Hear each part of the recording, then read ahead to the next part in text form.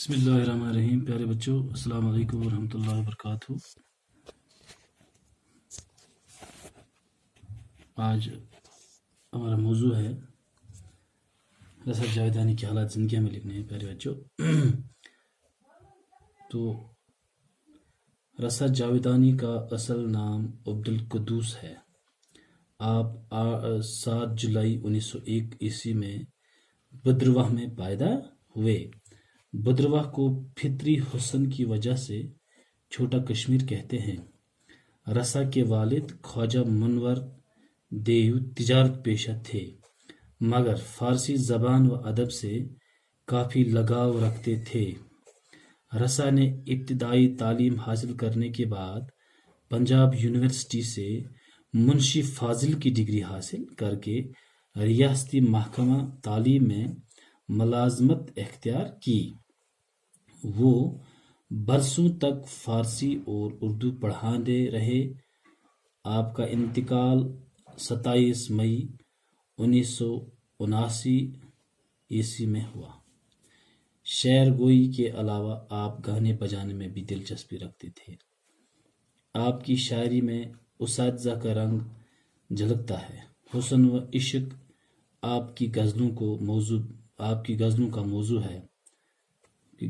نظم میں مناظر، فطرت اور دیگر پہلوؤں کی خوب عکاسی کی ہے۔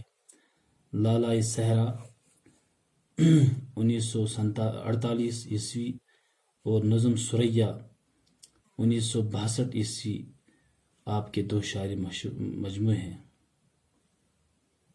کشمیری میں بھی شعر کہتے تھے۔ ان کی کشمیری شاعری کو خاصی مقبولیت حاصل ہے۔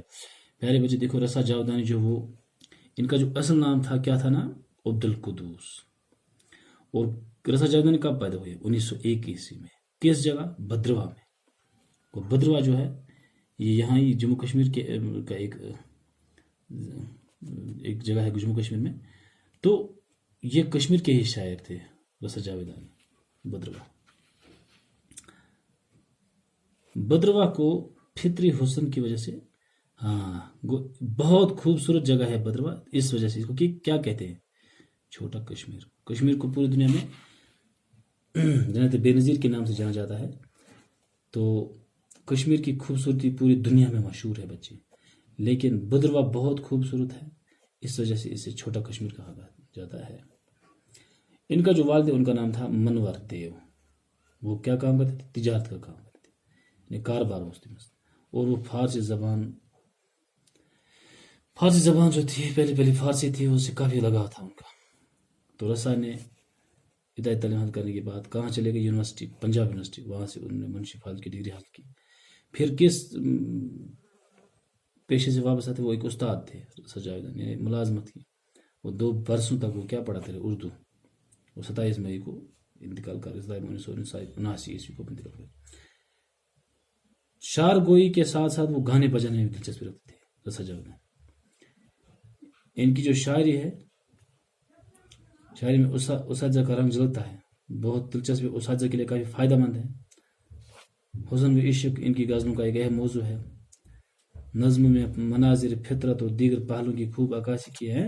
ان کی جو شاعری مجموعے، ان کی جو نظمیں ہیں، ان میں لالا صحرا یا نظم ثریا کافی مشہور ہے، اور کشمیری میں بھی یہ شاعری کرتے تھے۔ تو اس نوٹ کو آپ اپنی کاغذ پر لکھیے گا۔